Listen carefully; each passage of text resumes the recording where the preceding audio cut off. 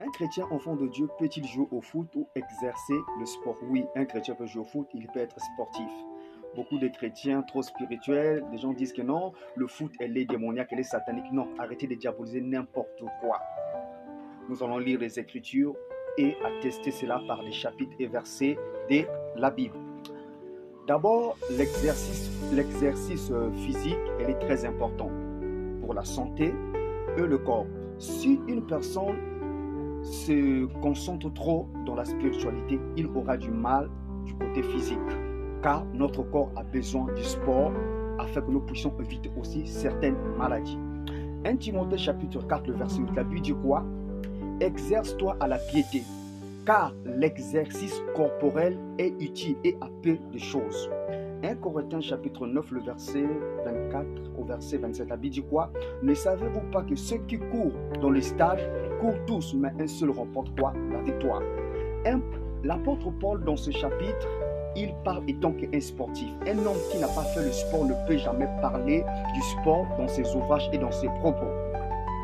Et lorsque la Bible nous parle déjà du sport, de l'exercice, cela veut dire quoi? Un chrétien, un enfant de Dieu peut être sportif, peut jouer au foot.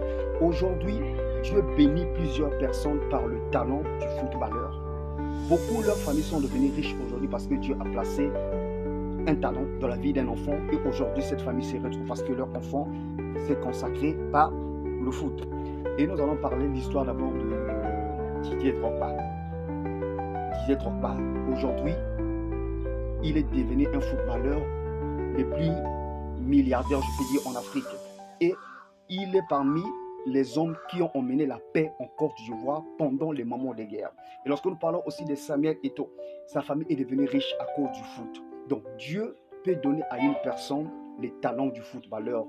Et aujourd'hui, nous avons des pasteurs dans l'église. Il y a des pasteurs qui peuvent toucher la magie, il y a des pasteurs qui ne touchent pas la magie. Quand tu peux être un footballeur, il y a des footballeurs qui ont fait des pactes avec le diable. Il y a aussi des footballeurs qui sont des pasteurs, qui sont des frères dans l'église. Donc, dans ce monde, nous avons deux chemins.